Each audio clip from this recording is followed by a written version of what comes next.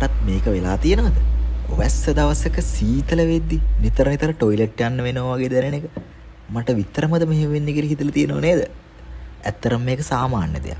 අපි අද බලමු වැස්ස දවස් වලට ඇයි මුත්‍රාබර වැඩි වෙන්නේ කියලා. මම මේක කොටස් 5කින් කියලා දෙන්නම්. අංක 1.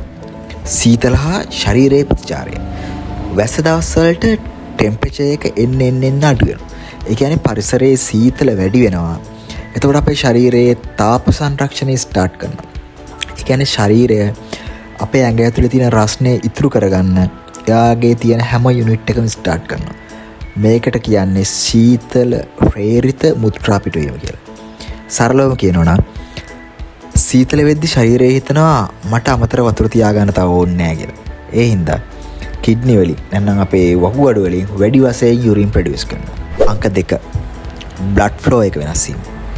මේකද වෙන්නේ සීතල වෙද්දි රුධිර වාහිනිය ටිකක් හැකිලෙන්න ගන්නවා. ඒ කියන්නේ අපේ ඇඟේ තියෙන නහර හැකිලීමක් වෙනවා. එතකොට බ්ලඩ් ප්‍රෙෂර් එක ටිකක් වැඩි වෙනවා. ශරීරයේ ප්‍රෙෂර් එක බැලන්ස් කරන්න ඕන නිසා අපේ ඇඟේ තියෙන අමතර වෝටර් ටික, අමතර වතුර ටික යූරින් ඉදිරිය එළියට දානවා. ඒ නිසා টয়ලට් යන ෆ්‍රීකවන්සි එක එක එක්කෙනාට වෙනස් වෙනවා. එක 3. අපි වැඩියෙන් වතුර බොන එක. ඒක පිළිගන්න බැරි වගේ වුණාට ඒක තමයි ඇත්ත. වැස්ස දවස් වලට අපිට තිබහායන එක අඩුයි. ඒක සාධාරණයි. ඒත් අපි හොට් ටී, කොෆි, සුප් වගේ දේවල් වැඩියෙන් බොන්න පෙළඹෙනවා. ඒ සීතල වගේ දේවල් අපිට දැනෙනවා වැඩි නිසා අපි එන්නේ ඒ දේවල් වැඩියෙන් බොනවා. ඒවයි කැෆේන් තියෙන නිසා කිඩ්නි තව ඇක්ටිව් වෙනවා.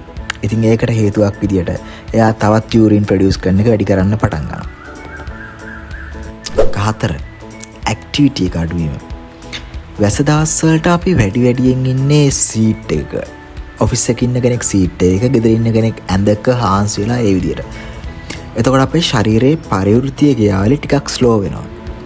ඒත් අපි නිකන් හිටියට අපේ කිඩ්නි වලට නිකන් ඉන්න බෑ. එයා එක දිගටම එයාගේ ෆන්ක්ෂනල් ටික නෝමල්ම කන්ටිනියු වෙනවා. ඉතින් වෙන්නේ අපි එක තැන හිටියත් අපේ මුත්‍රා එකතු වෙන බව වැඩි නිසා මුත්‍රා පිටවීම ඒ වගේම වැඩි වෙනවා. අංක 5. හැමදේම නෝමල්ද? සාමාන්‍යයෙන් මේක බය වෙන්න ඕන දෙයක් නෙමෙයි.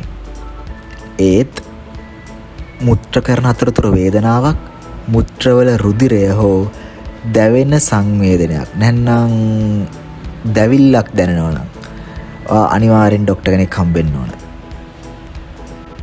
වීඩියෝ එක වටිනා නම් subscribe කරලා like කරලා අපිත් එක්ක සෙට් වෙන්න. ඔයාලට ඕන වීඩියෝත් පහලින් කමෙන්ට් කරන්න. bye.